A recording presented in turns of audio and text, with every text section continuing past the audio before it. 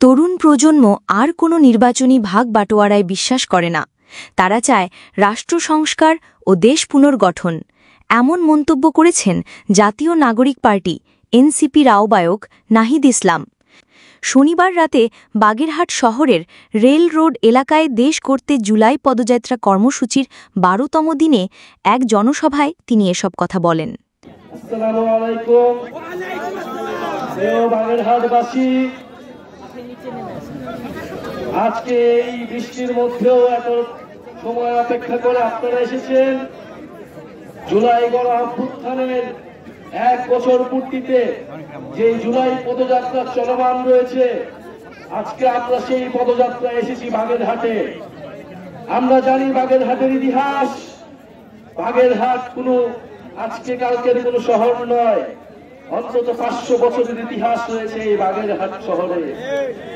এই কলিকাতাবাদ শহরে যেই শহর তৈরি করেছিল খান জাহান আলী, এই বাগেরহাট শুধু বাংলার বদ্বীপ নয়, পুরো বিশ্বের বুকে এক অনন্য নিদর্শন হিসেবে, এক অনন্য শহর হিসেবে প্রতিষ্ঠিত হয়েছিল।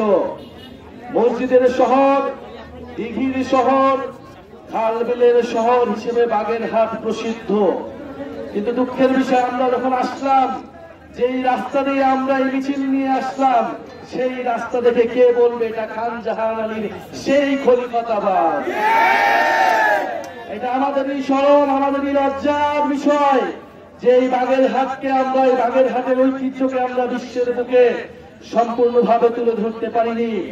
এই বাগেরহাটের যেই নগর ব্যবস্থাপনা ছিল, এই বাগেরহাটের যেই পানি ব্যবস্থাপনা ছিল, পুরা পৃথিবীর অন্যান্য উন্নত দেশের যে পানি ব্যবস্থাপনা, নগর ব্যবস্থাপনার থেকেও উন্নত ব্যবস্থাপনা ছিল এই বাগেরহাটে। এবং সেটা আজকে নয়, 500 বছর আগের কথা আমরা বলছি। আপনারা জানেন খান জাহান আলীর কথা। তিনি ছিলেন ইসলাম প্রচারক, সমাজ সংস্কারক, তিনি ছিলেন অন্যতম নগর পরিকল্পনাবিদ। হিন্দু মুসলমান সবাই তার কাছে যেতেন, উপকৃত হতেন।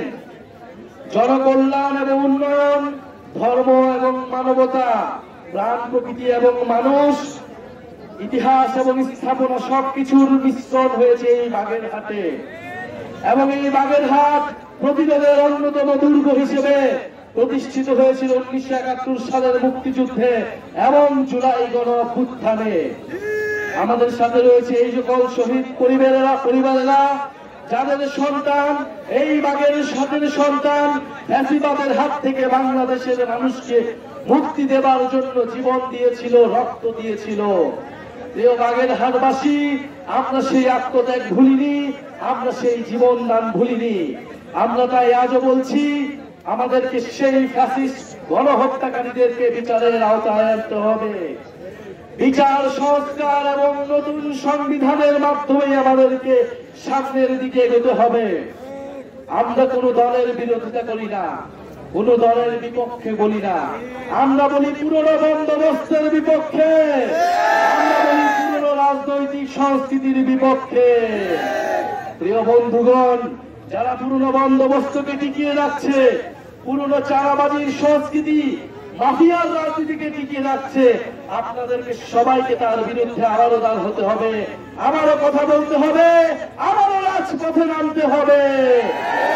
প্রিয় বাগেরহাটবাসী, আমরা বলেছি স্পষ্টভাবে, এই গণ অভ্যুত্থানের শক্তি, এই তরুণ প্রজন্ম কোন নির্বাচনী ভাগ বাটোয়ারায় বিশ্বাস করে না।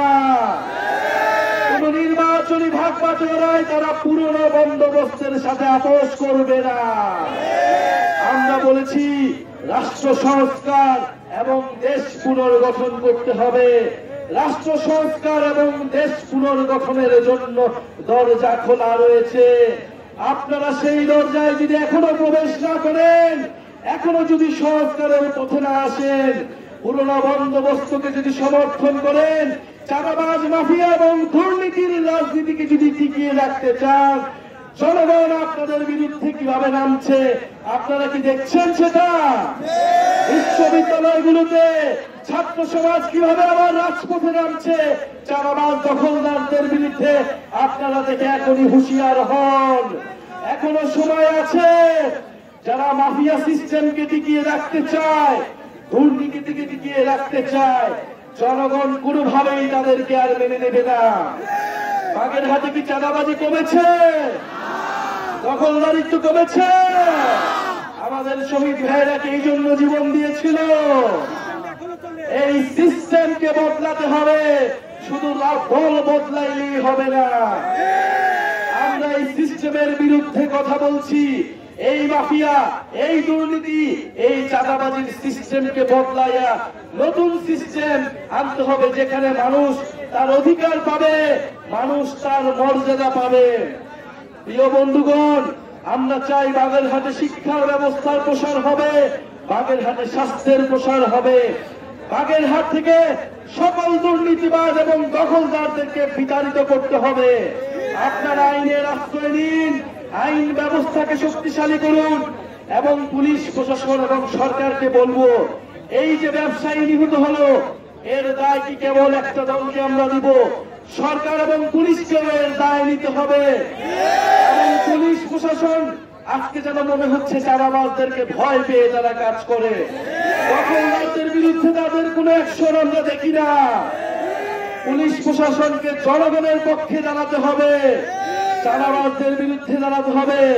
যদি তারা দলবাজ প্রশাসনের মতো আচরণ করে, তাহলে মনে রাখবেন এই ফ্যাসিবাদের সময়ে যারা দলবাজ হয়েছিল তাদের পরিণতিও আর আপনাদের পরিণতি একই হবে।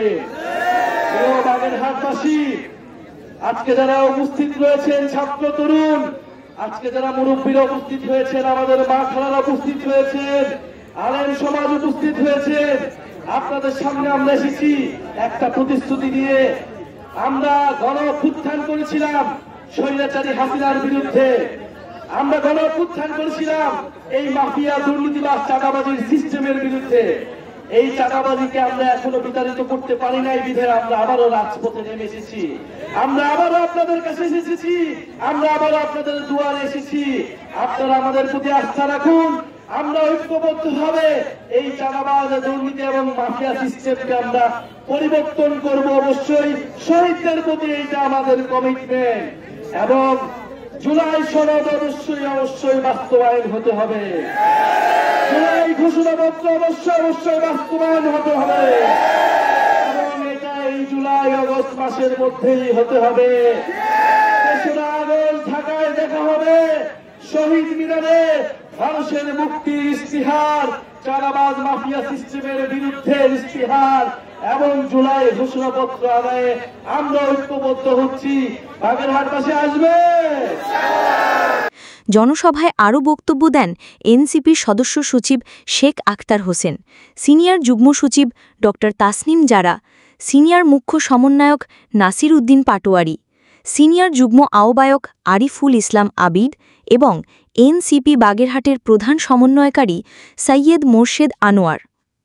এছাড়া সভায় উপস্থিত ছিলেন এনসিপির মুখ্য সংগঠক দক্ষিণাঞ্চল হাসনাত আবদুল্লাহ, সিনিয়র যুগ্ম সদস্য সচিব সামান্তা শারমিন, মুখ্য সমন্বয়ক নাহিদা সারওয়ার নিভা, যুগ্ম মুখ্য সংগঠক মোল্লা রহমতুল্লাহ, যুগ্ম আহ্বায়ক তাজনুভা জাবিন, বাগেরহাটের যুগ্ম সমন্বয়কারী মোহাম্মদ শফিউল্লাহ, আবেদ আহমেদ, জেলা সদস্য লাবেব আহমেদ, আল আমিন খান সুমন ও অ্যাডভোকেট জান্নাতুল বাকি।